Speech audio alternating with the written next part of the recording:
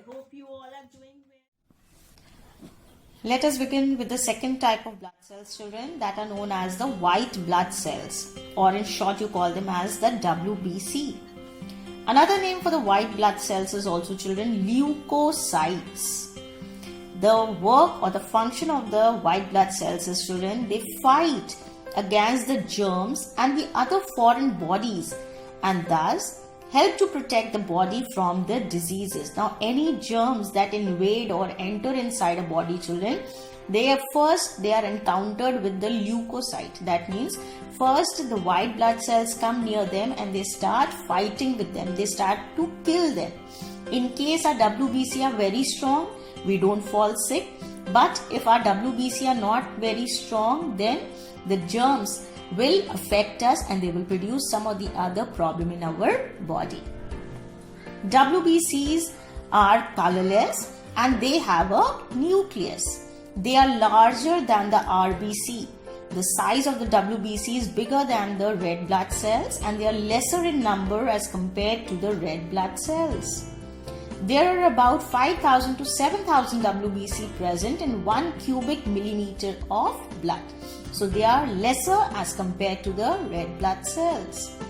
Many of the WBCs are made in the bone marrow. Now, bone marrow is actually the thing that is present inside our bones. The flesh that is present inside our bones is known as the bone marrow. That is also the place where the RBCs are being made. They live for few hours to many days. Now, their lifespan can be, children, they can survive from few days to few days. From few hours, to few days. When they travel along in the blood, they are more or less spherical, but they flatten and continuously they change their shape because they are moving in the inner walls of the blood vessels. Now, as they are moving in the blood vessels, children, they keep on changing their shape so that they can easily move about the blood vessels because our blood vessels are very thin and narrow. So, in order to squeeze out of them, they change the shape. They show amoeboid movement. Now, amoeboid movement, children, they can change. Amoeba is a unicellular organism, children. It is made up of one single cell and it changes the shape according to which side it has to move. That is why it is said it shows the amoeboid movement, which helps them to squeeze out of the capillaries into the tissues. And this process is also known as the diapedesis. Okay. Now, coming to the types of WBC, that means how many types of WBCs are there, children? WBC are classified into two types, agranulocyte and granulocyte. Okay, these are the two types of WBC.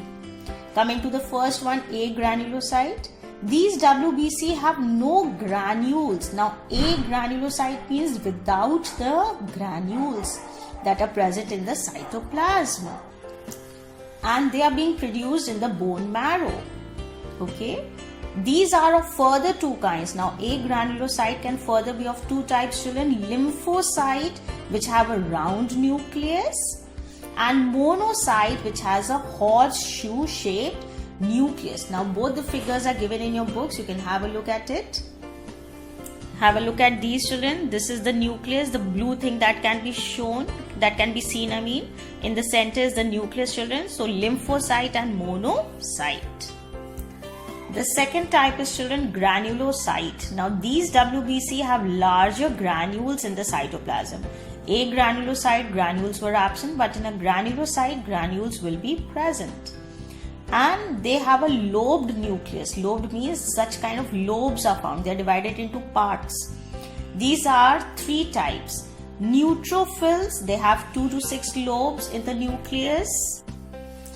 Basophils, children, that have a bilobed irregular nucleus, and eosinophils that have a bilobed nucleus. Now, all the figures are there in your book. Let's have a look at them. Now, have a look at this picture, children. Neutrophil, 3 lobes can be seen. Over here, these are known as lobes, children. Then we have the basophil, see? Okay, and we have the eosinophil. So these are the 3 kinds that are found under granulocytes. Now, before we move on to the third type of the blood cells, I'm just telling you one thing more, children. that what is the function? The main function of WBC is to protect us from disease causing germs. That is to provide immunity to the body. When the WBC are protecting our body against germs, that is known as immunity of the body. This is done in two ways. How?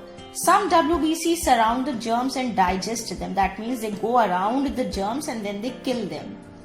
And some other WBC produce, now this is important children, some of the WBC, they produce a special chemical in our body children, which is known as antibodies. Now these antibodies in turn go and destroy the germs. So this is how the WBC help to protect our body against any kind of disease or the foreign substance that enter inside our body. Coming to the last kind of blood cells children, they are known as the blood platelets. They are also known as thrombocytes. Another name for blood platelets is also thrombocyte. They help in preventing the loss of blood as they cause the clotting of the blood at the site of the injury. Now whenever we get hurt children, you must have seen the blood starts coming out. And if you press that portion little bit with a little pressure, you see the blood stops coming out, and in a day or two that portion develops a brown color skin over there. That brown color skin is actually the clot of the blood. Now this clotting will not allow more blood to come out of your body, and thus it protects us. So this is very important. If the thrombocytes are not there, the clotting of the blood will not take place, and in case we are even hurt, say a minor cut is there or something in your body, then a lot of blood will be lost from that part of your body. They are also made in the bone marrow and have a lifespan of 8 to 14 days. They are also produced in the bone marrow only, and they live for a time of only 8 to 14 days. There are about 2.5 lakh blood platelets in 1 cubic millimeters of blood. Now children, in certain diseases such as dengue, you must have heard of this word children and term, the number of blood platelets get reduced to a great extent. So that means if the blood platelets get reduced, then that might be a problem for the patient. Coming to the fact file that is given children, the strong red color blood which contains a lot of oxygen is called oxygenated blood. Now the blood that will have a lot of oxygen will be termed as oxygenated blood, and the color of it is bright red. Blood on the other side with little oxygen is termed as children deoxygenated blood. And now that blood will look deep red purple in color. The red color of the blood is due to the vast number of red blood cells, and a hemoglobin, the protein hemoglobin, is also present. There are about 5 million RBC in 1 cubic millimeter of blood. That means if we take 1 cubic millimeter of blood, it contains around 5 million RBC, and that is what it gives a bright red.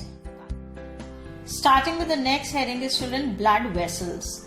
Now blood in our body flows in blood vessels, and these blood vessels children, these are just like pipes. Like if we want to transport water from one place to another, we need pipes. In the same way children, the blood in our body moves in the form of pipes. Those pipes are known as children blood vessels. We have 3 types of blood vessels in our body children: arteries, veins and capillaries. Now one line about each of them. Arteries are the vessels which will carry blood away from the heart. That means they will take the blood from the heart and they will move to the various parts of your body. Veins will bring the blood back to the heart. From your tissues, the dirty blood will be brought back to the heart. Capillaries are the fine vessels which will connect the arteries with the veins. That means they are the connecting link between the arteries and the veins.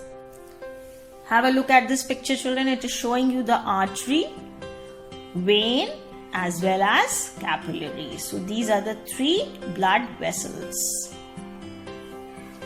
Starting with the first one, capillaries children. Arteries branch to form the arterioles. That means from the arteries, smaller branches come out that are known as arterioles. Arterioles further branch to form the capillaries. Now these thinner branches, arterioles, further branch out to form more thin that are the thinner blood vessels than the arterioles, they are known as capillaries.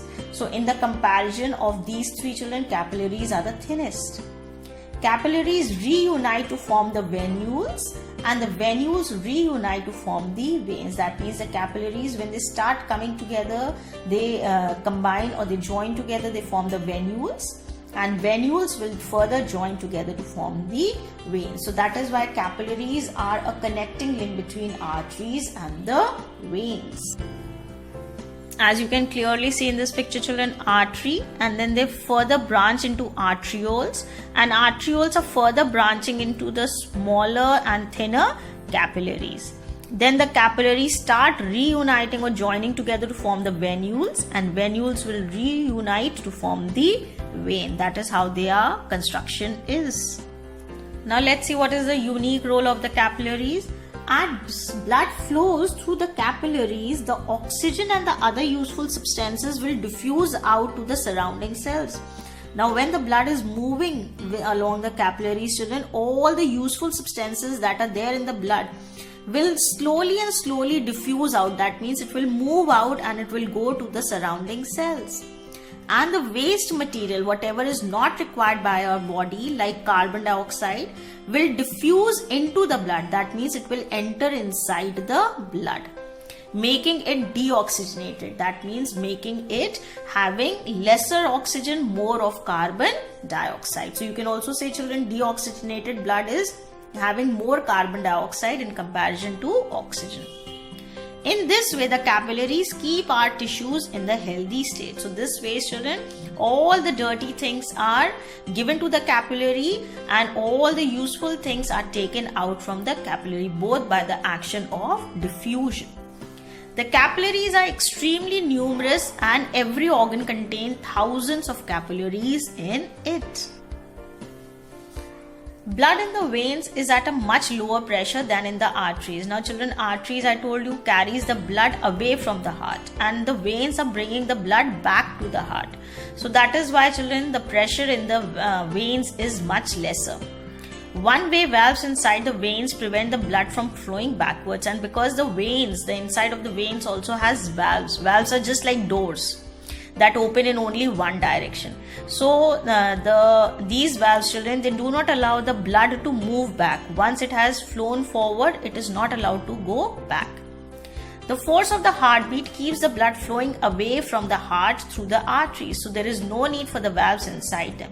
Now because the arteries are taking the blood away from the heart, so there are no valves that are required in the arteries. But because the veins are bringing the blood, the dirty blood or the deoxygenated blood to the heart, that is why the valves are present, so that the blood does not move back again into the various tissues. See, these are the valves. These are the valves. So they allow the blood only to flow in one direction. And once the blood flows, it is not allowed to come back because they start closing then. And there are no valves found in the arteries. Now this picture is also showing you, children, how the valves open and close inside the vein. See, the valve is open over here so the blood can flow in the forward direction. But over here the valves are closed so the blood cannot flow back. Okay.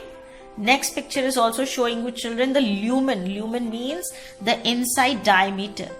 Right, so the veins have it has a fairly bigger diameter in comparison to the arteries. Arteries have a narrow lumen, but veins have a bigger lumen in comparison to the arteries. That is why over here the pressure is less and in arteries the pressure is more. Now next we do, children, the differences between arteries and veins. Very important.